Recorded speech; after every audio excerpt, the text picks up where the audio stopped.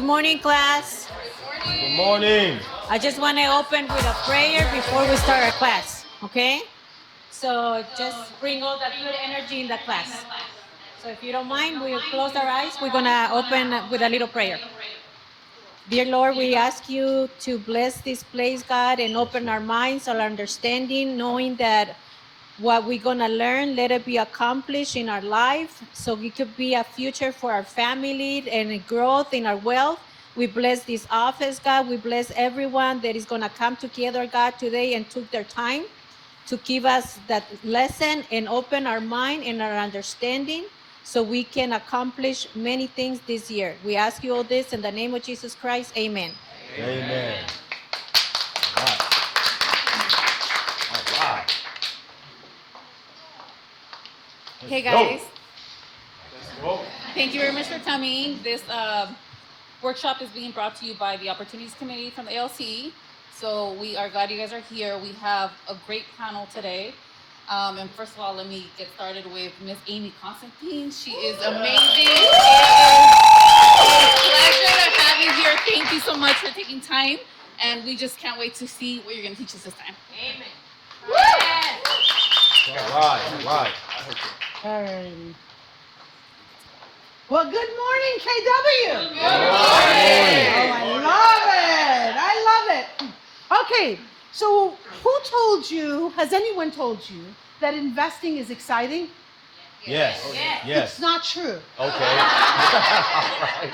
Money is actually boring, and creating wealth is a boring thing. There's nothing exciting about it except the wealth itself. But actually, if you're the more you have to do, not necessarily is it the greatest thing, right? So sometimes less is more, and I'm going to explain that. That's why I love buy and holds. Buy the property, you hold the property, less is more, I think. So let's dive into that. What do I mean? Click.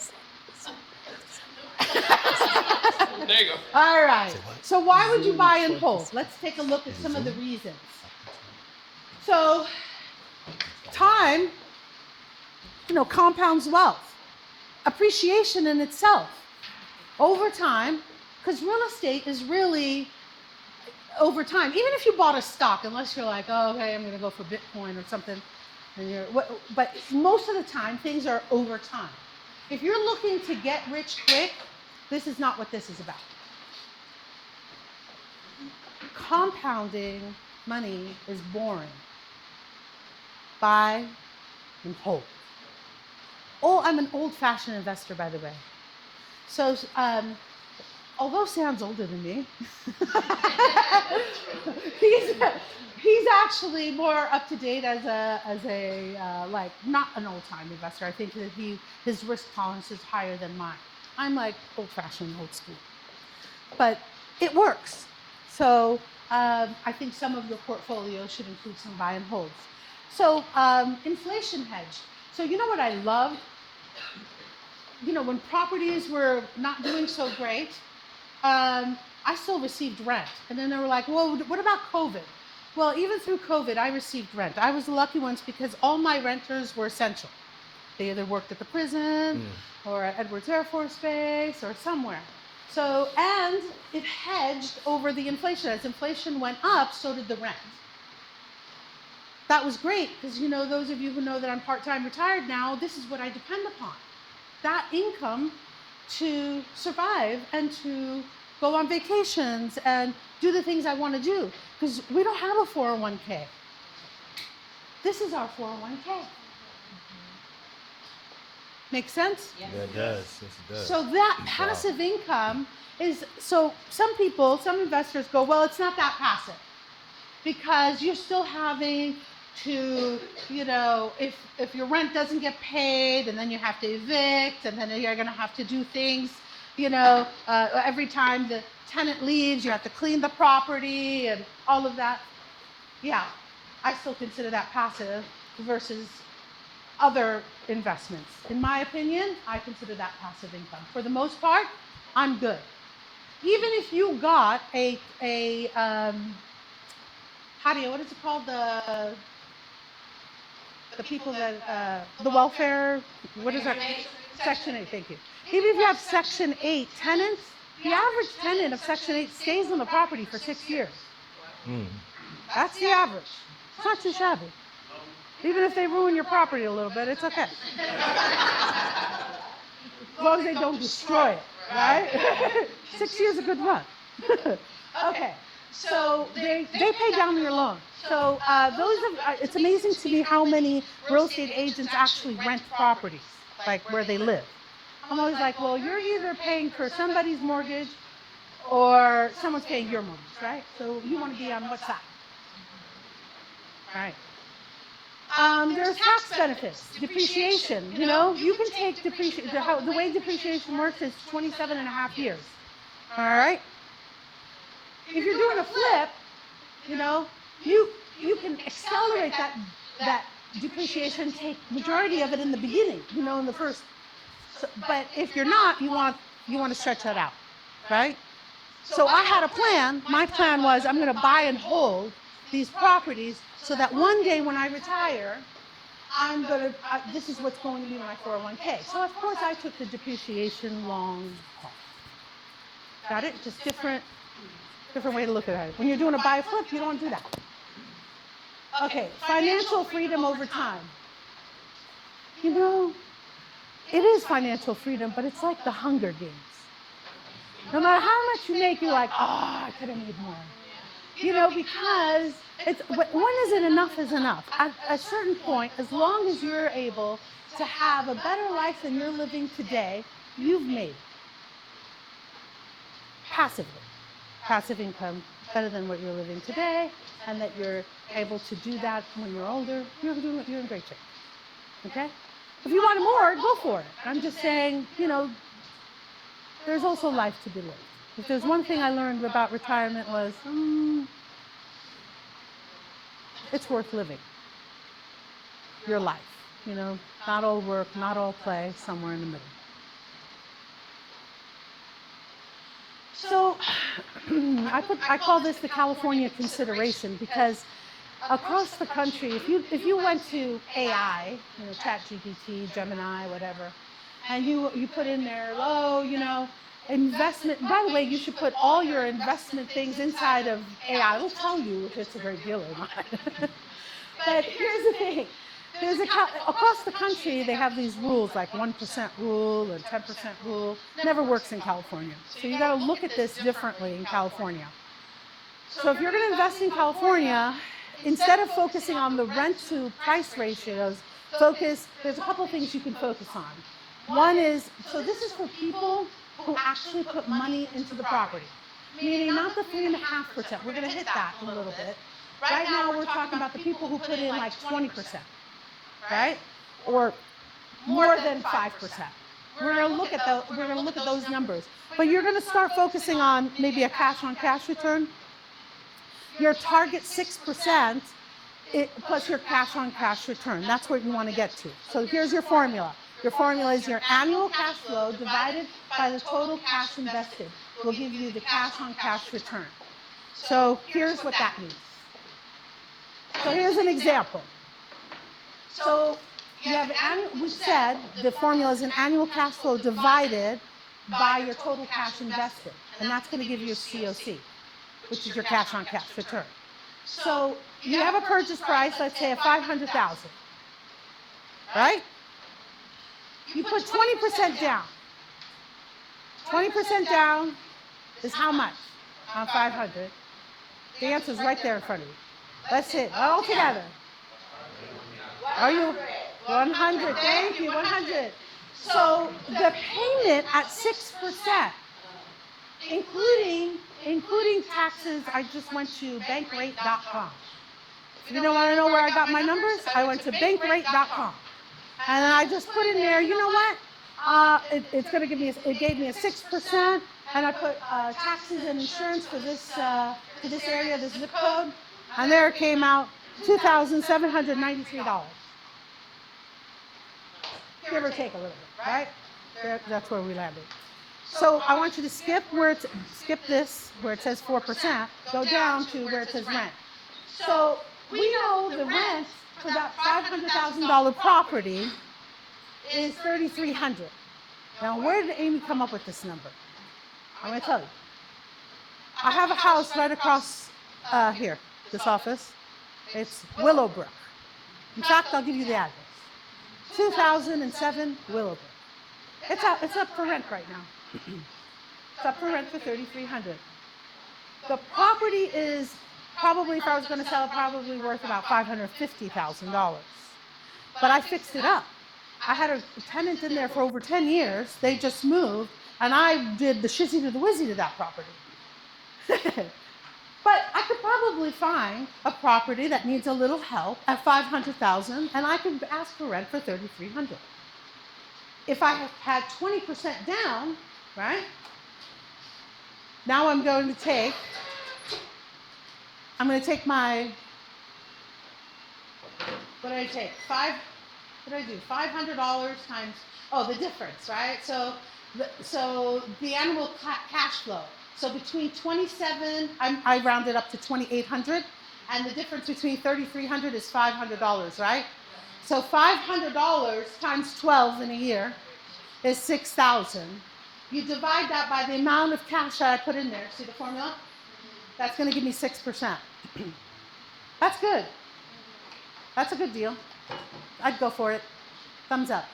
Now, if you try to do it when you're doing a 3.5%, FHA, VA loan, the numbers don't come out so good. I did one for you just so that to show you that's not what you're going to focus on. You're not going to focus on cash return because you didn't put cash in, really. That's just a little bit. You didn't put much in. So, but I did the numbers for you. See the 4% down? That'd be 20,000. Payment at 6% is $3,273. You'd make $300. I figured about I rounded up to $275. I figured $25 difference. 25 times 12 is $300 divided by 20, right? 20K that I put in. I'm at 1.5%. Not so great. So I'm not really looking at the cash-on-cash return. But would I do this deal? Would I do this deal by losing $25 per month? Would I do it? I would absolutely do it. I would absolutely. If you're losing my Willowbrook, I bought that at that time. I forget what year, but it was like $235,000. Everybody said it's too expensive. That property at that time was too expensive. $235,000 was too expensive for that house. And I was not breaking even. As a matter of fact, I was losing $100 a month. What was I losing $100 a month on? The gardener. Why are you paying gardener, Amy? Because the way I do my properties is that I always pay for the gardener. I never let the tenant pay for it. Because the gardener tells me what's happening at the house. He tells me if there's pets, if there's not, if it's a hot mess. So I always pay for the gardener. So I was $100 upside down on that property, and I went for it. Probably carried that. Now $100 times 12 is how much? I carried that for about 2.5 years. So do the numbers for me.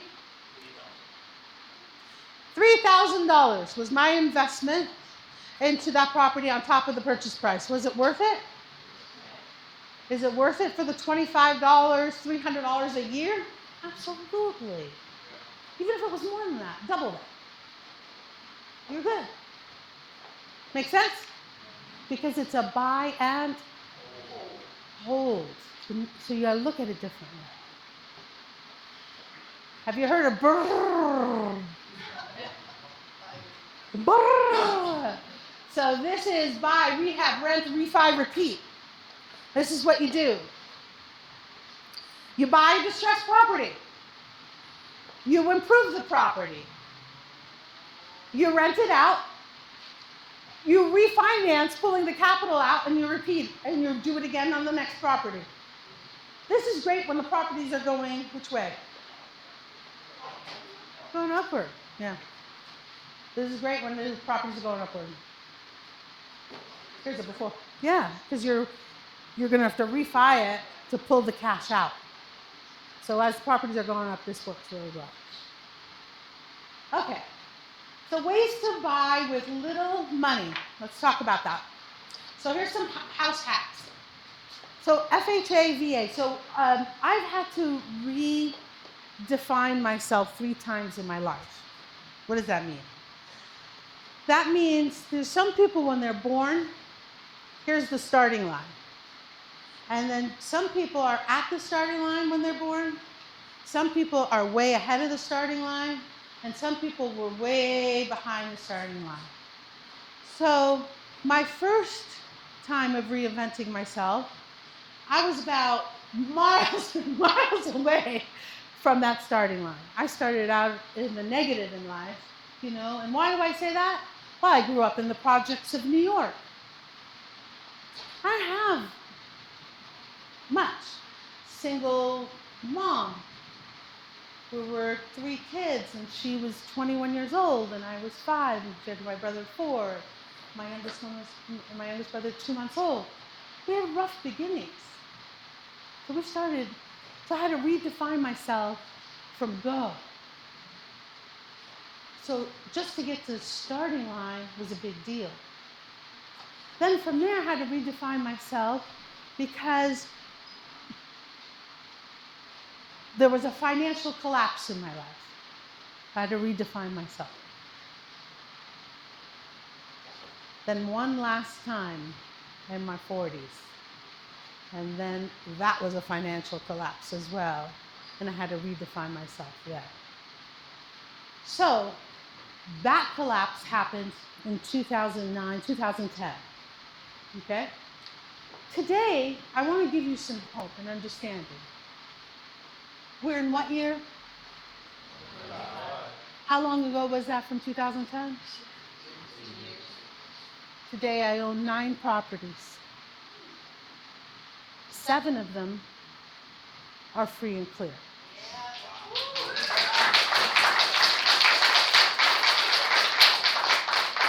I started out in 2007 minus $86,000. So let's not forget that 86. By the way, it meant more, that $86,000 in 2010 than it does today. So each one of you can do this. And I did this with a buy and hold strategy. So the first property, why do I bring this up about the FHA? So the first property, I didn't have enough income. I didn't have enough energy, honestly, after what I had gone through to buy a property. But I knew I had to. So I talked to my brother. And I said, listen, I qualify for FHA, but I can't qualify on financial status. But I do qualify for FHA. I could be the FHA borrower. You can co-borrow with me. We can use your financials so I can get the loan. He said, okay. So we bought a property. Actually, I bought the property. The vesting on the property was only me, not my brother. Only the loan had his name on it with me. Make sense? So I bought the property. FHA guidelines say you have to live on the property for how long, Nadia? 1 year. I stayed at the property 2 years. And then what did I do? I went to another property and I bought that one how? FHA. But then what'd you do, Amy, with the other FHA? Because now you have 2 FHA. So what'd I do? What'd you think? Refinance, got my brother off the loan. I was able a little bit stronger. Now we had equity in the property. I didn't have to come in with cash. I got to pull out a little bit more so I can buy another property. See how that works? Yes. This is real life stuff. It works. But it doesn't matter. You know what's going to happen? I'm going to tell 10 people, and maybe 1 will do it. I'm telling you the truth. So look around. You're going to say, I'm going to do it. But the fact of the matter is, you're not. I'm going to give action items at the end because I'm all about that. Don't tell me, show me. So we're going to go. Here we go. So you can live in a main house, rent an ADU, or vice versa, right? You buy a property, live in one, rent out the other. Same thing on a 1 or 4 unit. That helps you because you can buy those FHA, right? You can buy those, instantly. If you buy a 4-unit, you live in one apartment, you rent out the 3. Or you buy a house with an ADU, you can rent out the ADU or rent out the main house, whatever you want to do. So you can do seller financing, partnerships, a HELOC loan. That's only if you've got another property. You can do a HELOC loan, take that money out, use it to leverage yourself on another property. But you got to make sure, because HELOCs are adjustable and they go up and down. So you want to make sure you can pay that back. But let's talk about DSCR loans. So this has been fascinating to learn. Hadia's going to go into it a little bit more, right, Hadia? About DSCR loans. These are fascinating. So let's say Iman wants to go buy a home, a single family dwelling, but she does not want to use her income to qualify to get that. She can use a DSCR loan, which means that the property the rental income has to equal to the payments of the home. So they don't take your income in consideration, they take the house. Here's the catch. I shouldn't have put it on this slide. You know why? I even told Armando, I go, Armando, I have a mistake here. Here's why it shouldn't have been on this slide. Because the slide says ways to buy with little money. And the DSCR loan requires you to put 20%. Minimum. Sometimes 25, right? It depends. You keep putting down till you reduce the monthly payment to equal your rental payment. Yeah. See how that goes? So the most important thing is that you get your first house on that FHA or whatever if you don't have money. Then you can play as time goes on. If you're wanting everything right now, too bad. Too bad. Put on your big panties right now. That's not the way it's going to happen. That's not the way life goes on. Too bad. It's boring. You wait. You coast. You wait. It's a waiting game. It's not that interesting. But it's vital. You got time, you'll get money. That's what it's about. That's why the younger you are, the better. That's why we say youth is wasted on the young, because you don't understand what time can do for you and how it compounds. This is important. All right, let's go to the next slide. You got to create a buy box. You got to know what you're looking for. If you're looking for what's a good property? I don't know. What's a good property? Well, I don't know. What's a good property? Well, you got to create your own buy box. So you got to think about it. What do renters like? What do they like? Oh, they like single story. Like they don't like up and down. Most of them, So maybe I should just only look single story. Ultimately, what I'd like in my buy box is single story, right? And then I go, depending where I go, like if it's in the Antelope Valley or if it's not in the Antelope Valley, you want to make sure you look at population and job growth in that area. I got offered something in New York State. Honestly, it was amazing. It's like a 7-unit, whatever, for $300,000. I was like, what? Something's wrong. Yeah. When I started looking at the population, there's 2,500 people. Job growth there's no job growth in the area. Nothing next to it that has any kind of, I'm like, yeah, no, you couldn't pay me $300,000 to buy that headache. That's a headache. Not everything wrapped up in the deal is a deal, right? So get a buy box. It makes things easier. So rent upside ADU potential. Like maybe if you're that person that likes to, have a, garage conversion or something. Oh, you go, you know what? This house I can do that with. This would make sense for me to buy. You can have, cash on cash 3%, 6% if you're putting in money. A 3+2 or a 4+3 depends on you. Whatever your buy box is, it keeps you guardrails for you not to go use emotion. You're gonna say, well, it's not part of my buy box. Sorry.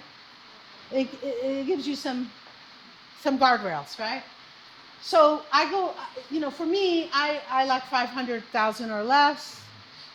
I like 1,200 to 2,000 square feet. Why am I not looking for larger than 2,000 square feet? It's And easier to rent, it's easier for you to find something like that. yeah, yes, it's easier for me to rent, easier for me to Or sometimes to rent it and it's much take better care of. affordable Yeah. than going 3,000 square feet. You're not gonna find that much renters for like the 3,000 Right, because those renters have to now cool down and heat up 3,000 square feet. Yeah. They don't want that. So you want it, no, it's not the bigger, the mansions don't For work here. investors, Yeah, this is a good location. I like 1980 and above. I used to be an investor that would only look at tile roofs. Then I changed my tune around that. But at one time, when I was new, I was like, yeah, if it doesn't have a tile roof, sorry, no. Now I've changed my tune on it. I'm like, okay, well, sometimes it can work. You'll learn, but start somewhere. Start with a box, and then that box can maybe change or whatever as you grow as an investor. Make sense? Okay. Okay, how are you going to analyze a deal? I'm going to give you a really fast, quick ways to do that. You can use the 7% rule of thumb. What's that? Well, you take the purchase price, let's say 500,000, you take 7%, and you go, oh, that's 35,000, okay? And then you're going to take that 35,000 divided by 12, and that'll be your monthly rent. That's how much rent you should get for that property. So you already know, oh yeah, I like that property. So you're going to take this formula and you go, well, that's the minimum I need before I put any other expenses on top of it. Is it worth looking at or is it not worth looking at? Remember, in your mistakes, you can make a ton of mistakes right now. It doesn't matter. Let me give you a little secret. It doesn't matter. You know why it doesn't matter? Because time fixes it all. The time will erase your mistake. It's a beautiful concept, the buy and hold. You can make a mistake, botch it all up today, and over time, it'll get fixed up. You just need to weather the storms. That's it. If you can do that, if you're upside down $25 a month and you can still hold that property up, you're good. Or $100, or whatever it may be. Whatever it may be. But over time, it'll catch up and it'll be fine. It'll erase your mistake. I love buy and holds. My favorite. Okay. So rent minus expenses is cash flow. I just wanted to put that out there in case nobody knew what cash flow meant. It means rent minus your expenses. And what are expenses? Anything. Your mortgage payment, anything. For me, it'd include the gardener. Then you want to ask yourself, who has the 3% advantage? Who has a 3% advantage? Huh? The first time home buyers, like the first house. Well, they do too. Who else? You. You're a realtor. You get paid 3%. You can get that 3% part of the deal. You have the advantage. You have the advantage for yourself. So when the house is $500,000, take 3% off of that. That's how much the house is. It's part of your down payment. You have the 3% advantage.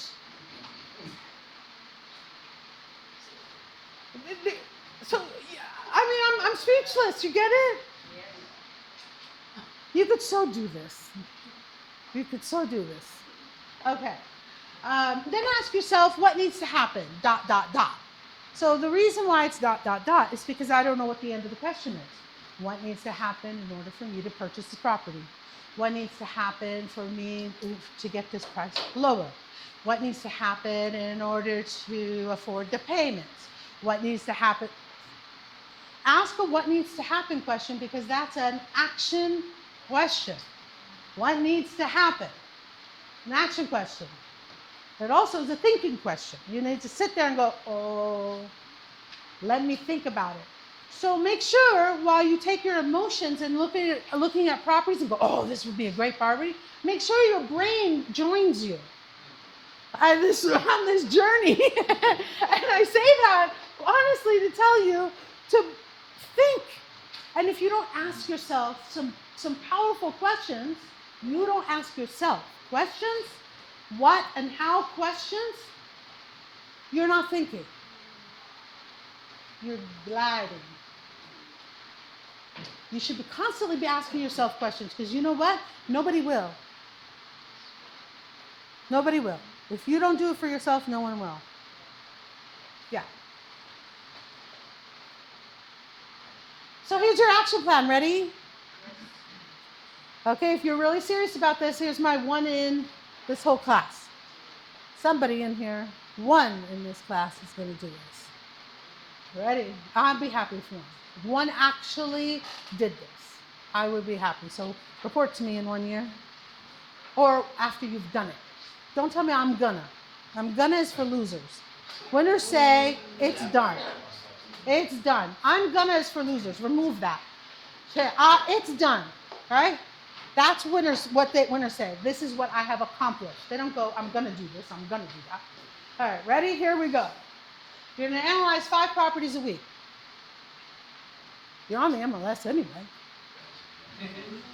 Why not take a look at those that have been sitting on the market for so long and that you could probably give them an offer for 20% less, 30% less, who knows?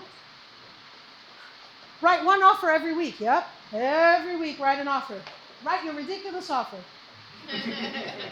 Write your ridiculous offer to that seller, yep, do it. Yep. An agent in here, brand new one. She called me up and she said, Amy, I have a property. She's the buyer agent. She's not even listing it.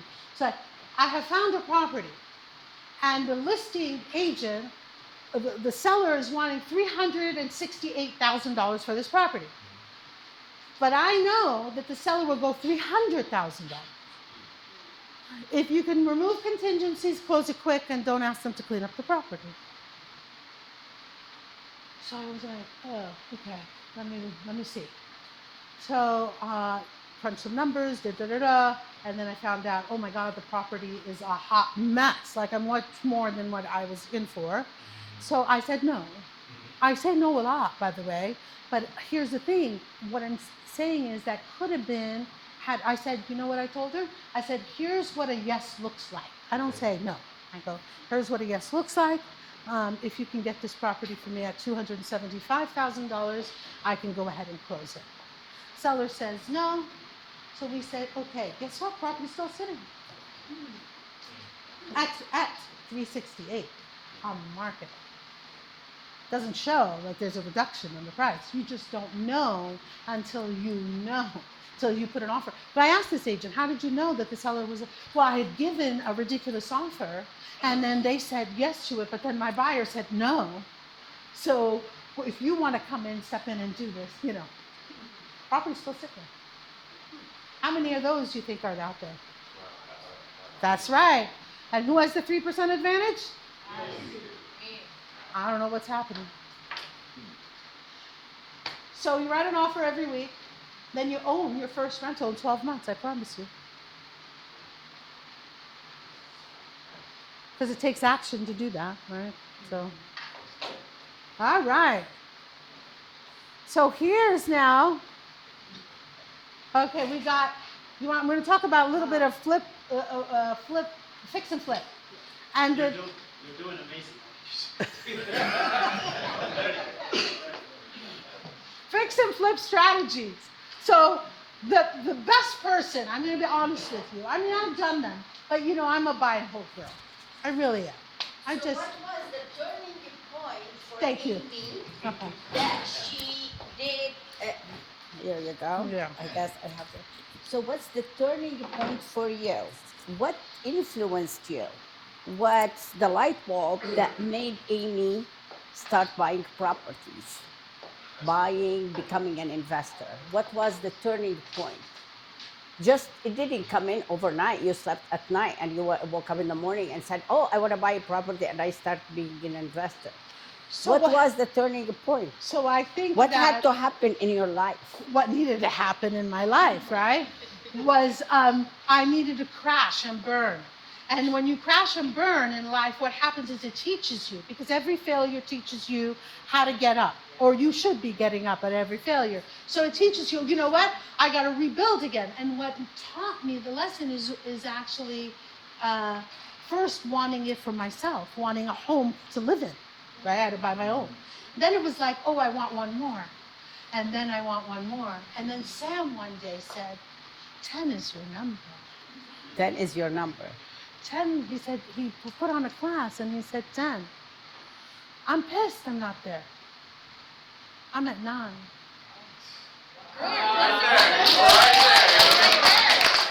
I need to get to 10. And he kept telling me, it's easy, Amy, come on.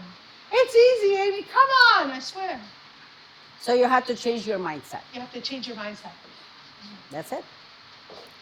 Because I feel the only person is against you is this. Oh, yes. That's absolutely. it. And I look at the people, the minute I talk to them, I'm like, you know what happened here that you feel like you cannot do it? Wait, You are the only one thinks like you cannot do it. By the way, you can, and you're probably financially better than mine, but you just have that mindset. And that's what I like to work on. All right, so here's Mr. Sam Rafe, my mentor.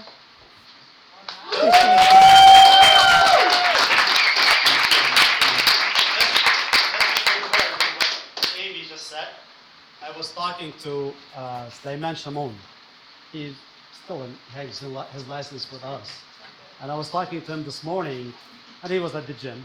I said, "Oh, we were just chatting," and I said, "You know, how's life?" He says, "Just came back from Europe. I'm taking it easy. We took a trip to San Diego. We went to San Francisco. So life is good." And Sam also bought multiple properties, and now he's collecting rent and living the life that he chose to live. So in reality, Sam was also, I pushed him to own 10 houses. 10 is the magic number that gives you the life of comfort that you seek, and it gives you the luxury that you want to live in the future. So that's your target. It should be 10 properties. So we could talk about flipping properties, or we can talk about the strategy. And I think we can learn from the story that I'm going to share with you today. I think we can all learn from it, and we can share some ideas between us. And I think that will be more impactful than just to teach you how to flip a property. Because flipping or holding should be part of your strategy and should be part of your goal and your life vision, right? Because if it's not, then you're learning it just for learning's sake, not for doing sake. So I have the story. Can you distribute some of the, and we will read the story, and then we would learn what we could learn from the story that we'll be sharing between all of us. I'll take a copy as well. I have my glasses.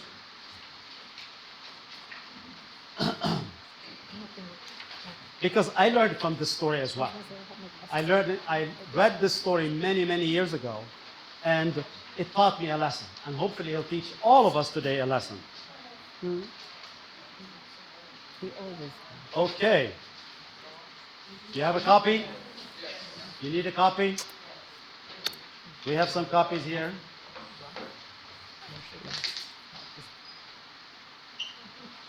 Okay, so I'll read the first paragraph and then somebody else will go after me. Once upon a time, there was a quaint little village. It was a great place to live, except for one problem. The village had no water unless it rained.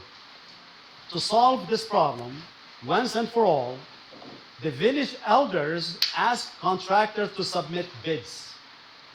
to deliver water to the village on a daily basis. 2 people volunteered to take the task, and the elders awarded the contract to both of them. They felt that a little competition would keep the prices low and ensure a backup supply of the water. But we'll read the next page, the next paragraph.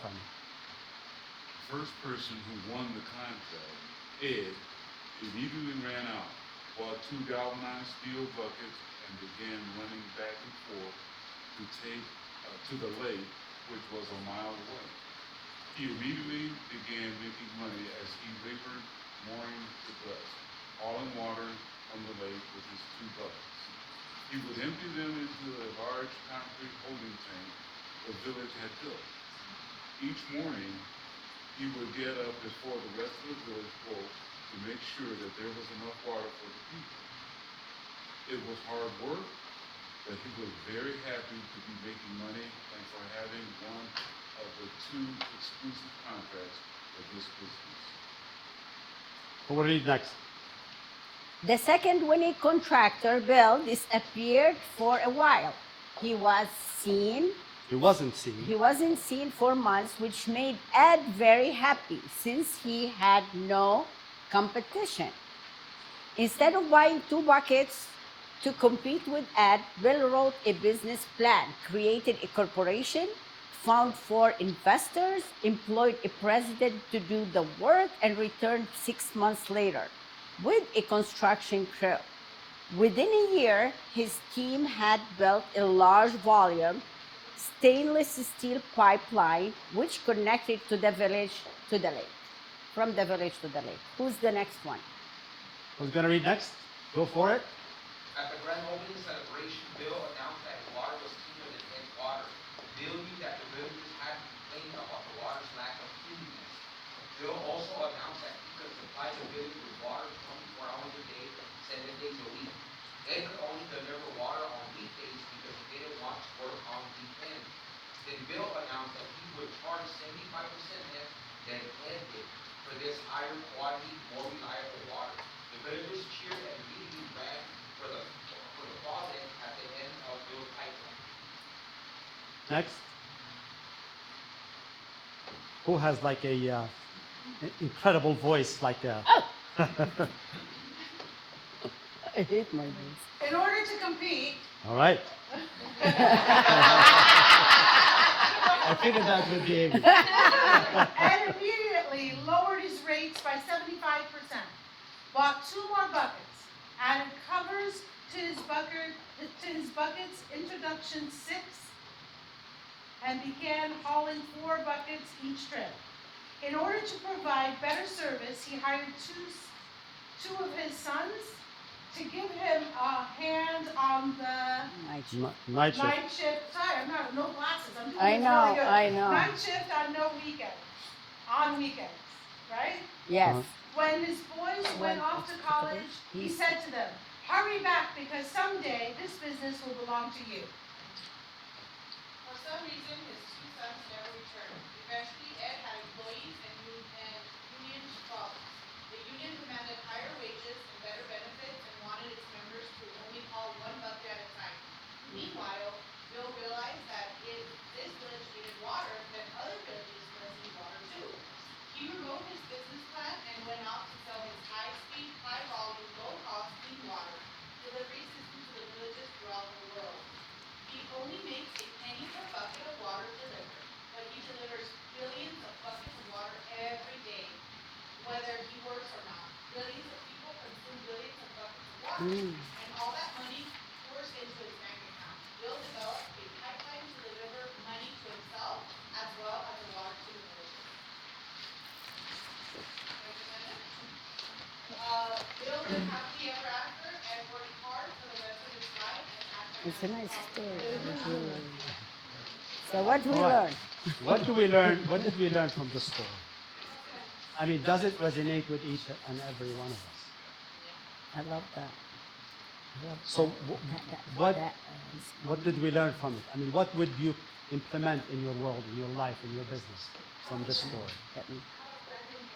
To have a plan, to have a vision, And I said last time when we had a class, what's worse than being blind is to be able to see but have no vision of your life. You must have a vision of what life you want to live. You want to live a life of comfort, life of mediocrity. That's one way to go about it. But if you want a great life, you've got to get out of your comfort zone and put a plan together and follow that plan. And don't cave into your comfort zone, because the comfort zone is always pulling us into it, right? And that's why we don't get out of it, because it's comfortable, right? But to achieve a greatness, you have to do the difficult tasks, right? So what do we do in most cases as realtors? Let me go get a buyer, right? That's what Ed did. Let's go get the buckets. I mean, he got water, put it down, and he's getting paid. And then, okay, I closed this transaction. Let me go get another one. So you go get another one. Okay, I closed this. Now let me go get another one. So that's what you keep chasing the income, and sometimes it's good to get a lot of money, and then there's nothing. So at the beginning of my career, I said, either feast or famine. So how could I create a pipeline of revenue, of income, of clients? What is the system that I need to use that in order for me to have water coming in, flowing all the time, right? So that's what you need to do in your business. Don't you agree? Yes. And are you doing it? No. No, because we do what comes in easy, and easy does not give you great results, right? So we do the easy part, and we don't do the difficult. We don't want to be this way. We don't want to be. So Amy at the beginning, she said, it's boring. And those activities that you do on a regular basis become boring after a while. But those activities generate the most what? Productivity in your business. So what is the business that I'm looking to have in the future? What is it that I need to do? What kind of future do I want to have? Do I want to own investments? How do I get to buy those investments? What kind of income I need to have? I mean, there was a business planning clinic that was taught in this. And the best class you could take is the business planning clinic. Because if you're not planning your life is being planned for you. Right? The easy path with the water. Okay, water takes the easy path. But where does water end up? In the ocean with trillions of gallons of water. Right? Is that the path that you want to take? Now, what's so difficult about having a plan? And a lot of times we don't follow it. Because we have to have discipline. And we don't want to be disciplined. Right? We have to do the activity that's uncomfortable. Right? And we stick within our comfort zone, we stay within our mediocrity, and we get mediocre results. Right? And by the way, just to elaborate on what Amy said, in 2010, I was teaching another agent to do the same thing. Honest to God, it's a true story. She bought her first house with the help of her father. 6 months later, she said, I'm having challenges. I said, what's your challenges? She said, it's a little bit financial. I said, what's your financial challenges? She said, I'm not having income. I said, well, what business you're in? She said, in real estate. I said, well, why others do and you don't? Why others are making money and you don't? Ask yourself the question, what did God give them that did not give you? And you know what? I said, work hard, buy another house. Guess what? She didn't. As a matter of fact, she ended up selling the first house that she bought. If she had done what Amy did, and I promise you, the same lady that I talked to is struggling financially today. Amy did it, why didn't she? And believe me, they're both healthy. It's not like physical disability that she has. No. But she would not do the things that needs to be done to get the things that she needs to get. Right? And that's the pitfall that we all fall into as realtors. So you got to do the activities that gives you the best results. And shame on us if we don't own real estate and working in real estate. And Amy said it in her presentation. You have the 3% advantage. if you have the knowledge of the market, the know-how, and you have all the experience.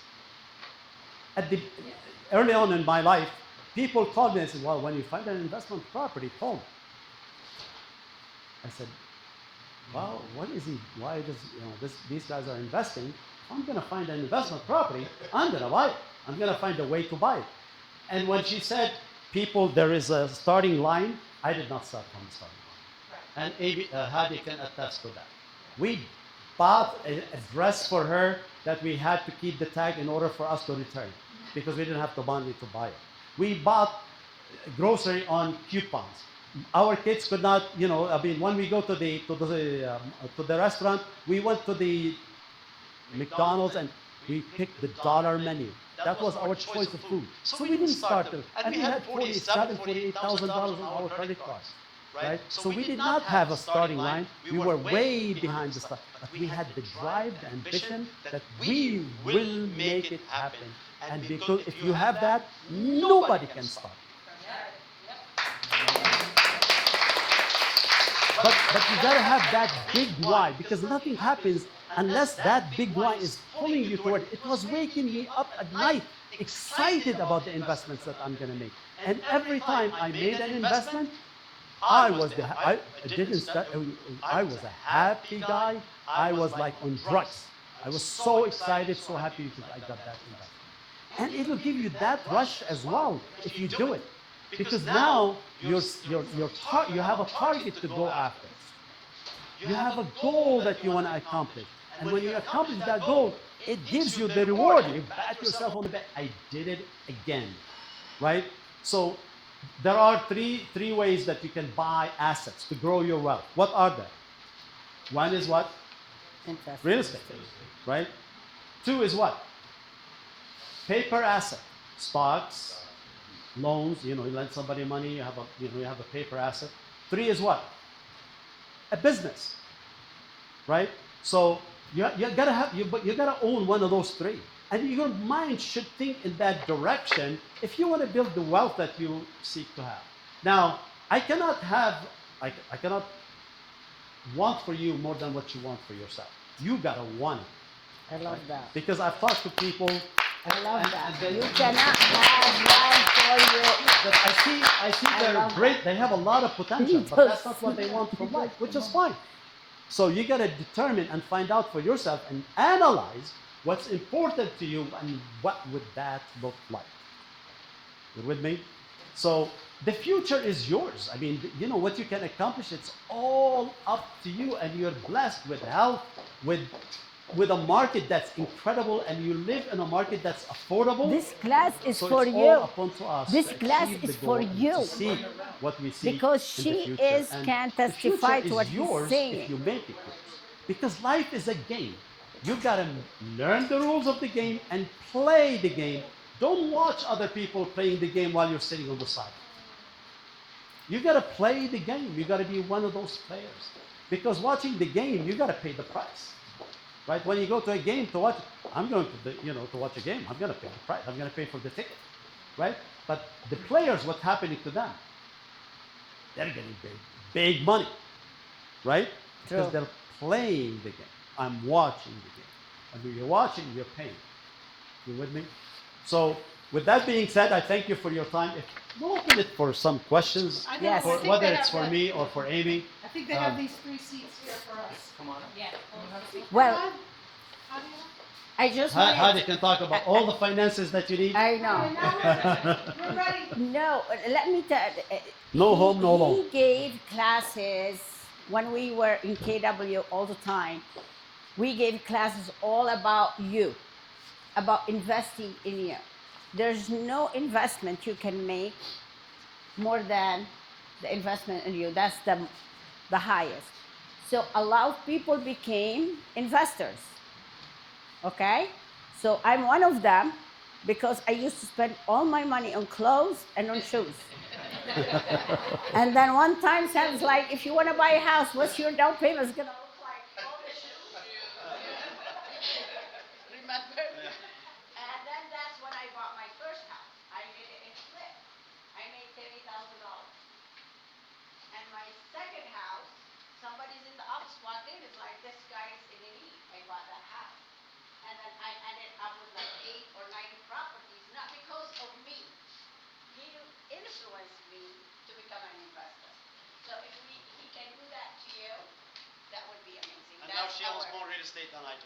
She buys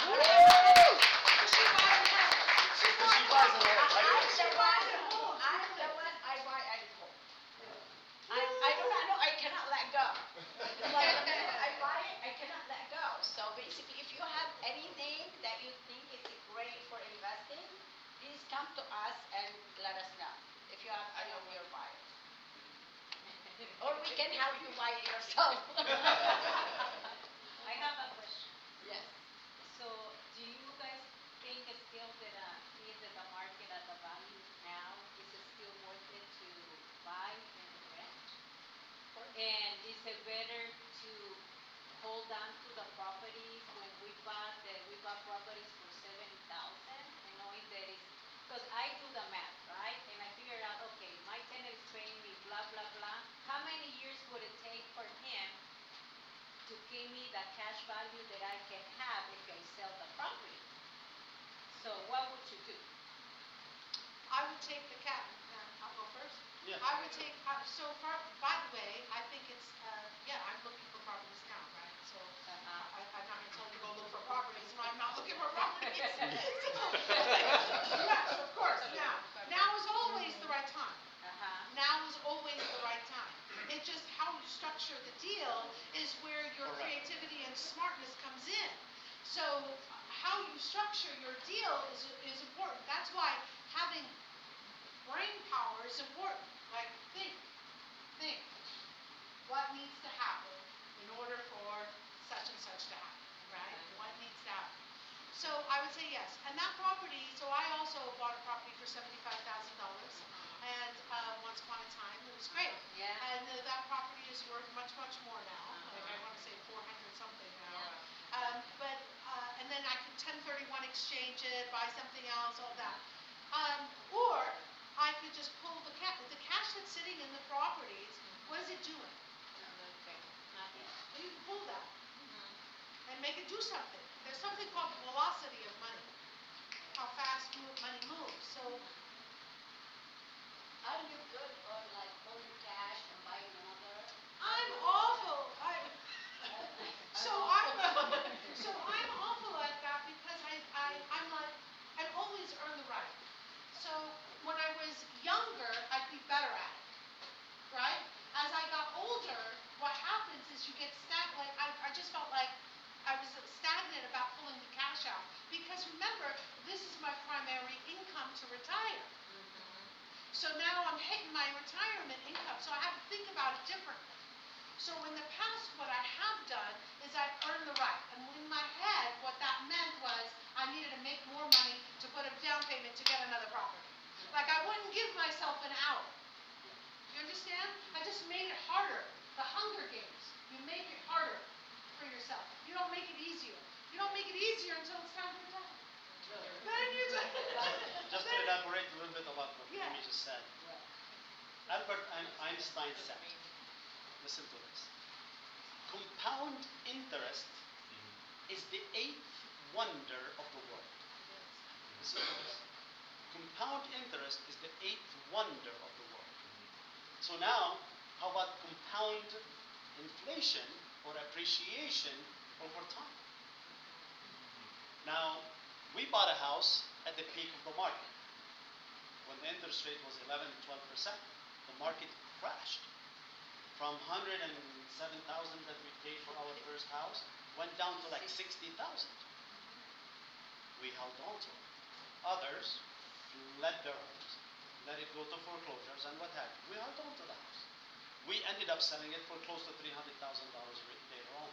So when Amy said you make mistakes, time will cure it for you, true.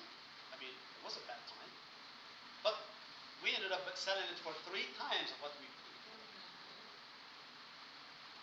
Now, is it a good time to? It depends on the deal, right? So the creativity around the deal. So, for example, if somebody comes to me and says, "Well, I'm going to sell you this house at full market value, but the interest rate is 2.5."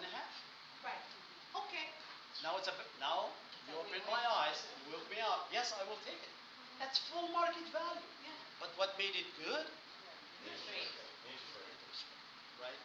So yes, we're in investors, but investors that are also investors are chicken when it comes to investing because they don't want to lose their money. They're careful, you know. They respect their money because they work hard to get it, right? So they have full respect to their money, and you want to do the same thing. But what makes the deal a deal is the structure of it. So, for example, I'm showing a friend of mine. I usually don't show properties, but this is a good friend of mine. I'm showing him apartments. He's up to $3 million. That's his price range. But he's looking for multi-units. So we saw some deals that they have loans that they mature in 2029 and at a lower interest rate. That they can add an ADU. So now there is an advantage with that deal that he's buying. You add an ADU, you're taking advantage of the low interest rate. So that's what makes a deal a deal.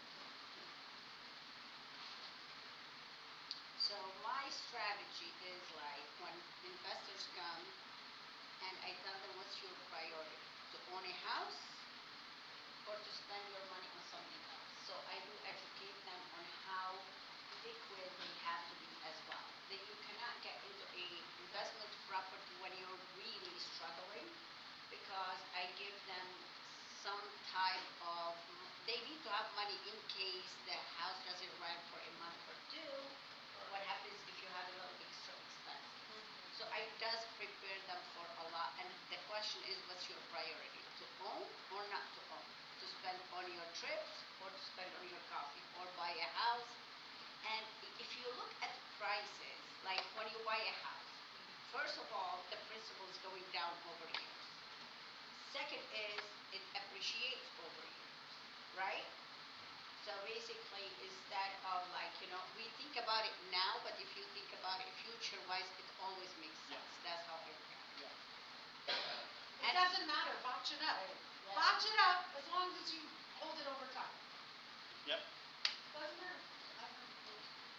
We're talking about if the interest rates are higher than what we're having a refinance of 2.7. But let's say we always trying to help our buyers to buy what they want. So we talk about like a 3-1 buy down and a 2-1 buy down.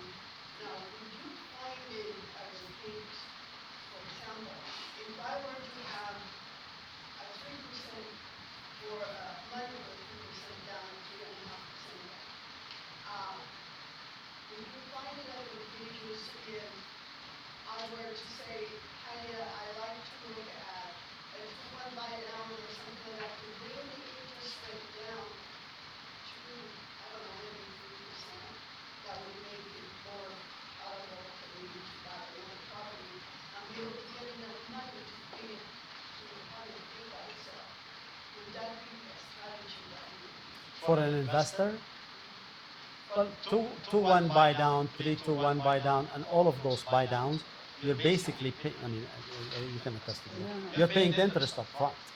You're not saving money. No, you're not. But, you're just paying the interest in advance. So you're really, even though it's your first year, you start paying less. Yeah. Yeah, the first couple years, it gives you a break on the monthly payment, but it will catch up to the original monthly payment in 2 years or 3 years. Yeah. So basically, you should get 6% today at, let's say, $3,000 payment. You can go 2% down, you buy it down, but all the interest from 6 to 4, you pay upfront. So it's the same. So what I do, kind of, if I mean, I'm a very conscious, driven person. So I let them know, even the interest rate is going to be a little bit lower, let's say instead of 2 points, 1 point, and use that money, but do it for the next 30 years. That's what I usually try to do with my clients. Yeah. Yeah. So with you guys, first I tell people, first thing, save money. It's like, what shall I do? Save money. Get your bank account healthy. You cannot buy anything without money. Okay? It's called respecting yourself. Respecting. That's what it's I love called. it. I mean, it really is. I had to teach that to my kids. I was like, You don't respect. I say that all the time, because it was like when their room was dirty. I was like, well, because you don't respect yourself. You don't love yourself enough. You don't have any respect for yourself. That's why your environment. I'm texting that to my kids right now. When you don't have money and are unable to have discipline around finances, it usually comes from a rooted problem within oneself. That you don't honor yourself, you don't respect yourself, you don't value who you are. Or else you pay yourself first. Because the most important person is thyself. So trust me, in life, everyone's motivation is for them first. So when they say, what's your why? What's your big why? It should be changed to, what's your selfish why? Because that's what it's about. Yeah. Because that's going to motivate you. I mean, nobody likes the word selfish, but it's okay that you don't like it. Get around the idea of that you do things for oneself. Because it's like being on an airplane, putting the oxygen mask first where? On you, before you put it on the infant or anyone else. You've got to have that first. So it's okay to be a little selfish around that. You can't help others if you're not. When we say financial freedom, freedom from what? Yeah, freedom from what? What do you want to be free from? And that's the question that you got to ask yourself. For me, it was time. Yeah, I want to be able to I forgot own her my name. time. Excuse me, everybody. We'll have one more question. We'll have one more question because we have Yeah, we have yeah. some announcements and we're gonna release you all for lunch. But hey, look, wasn't this great? Yeah. Wasn't this great? We thank Sam, we thank Adi, we thank Amy. This is awesome. Thank you. I'm guys. so We'll happy. have one more question. We're gonna release you. We'll have one more question. Two more questions. It's not a question, it's a statement. Okay. I can vouch for example, Mr. Sam over there, he picked his brain, not a lot, because I'm still picking it, so. We have deals, we've done deals recently, and if he says he can do it, and he kind of like mentored me on it too, like, he showed me, and we closed the deal in the fastest. Two or 3 days. Yeah.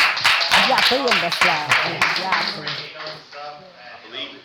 you gotta listen and learn. Awesome. Come on. Yeah. Thank you, everybody. Stand up, you guys. We're gonna cheer for you guys. Everybody. Yeah. We gotta cheer for that. 1, 2, 3. Yeah, before I let you guys go, remember tomorrow is our Monarch Title 1 class at 11 o'clock. Yes, And we- please. And we also have If a you could do me all potluck and a our favor, Friendsgiving. please use Monarch Title on all of your transactions. It helps us, and we help you as well when it comes time to invest or something like that. We will be there for you as well. So thank you everybody. And so if you have not already signed up for the potluck or team cook-off, you still have time. There are QR codes on the screen. That's nice. But thank you to Premier Mortgage Express for sponsoring our lunch and also speaking today, Ms. Hadi. Thank you so much. If you have any questions about financing on investors Do it. level, I'll let you know on how many ways I there don't is. have a There's card. I'll give you my tons of number. programs now, tons. You guys are free to go. Thank Let you. me grab my And a woman advocate, I give that.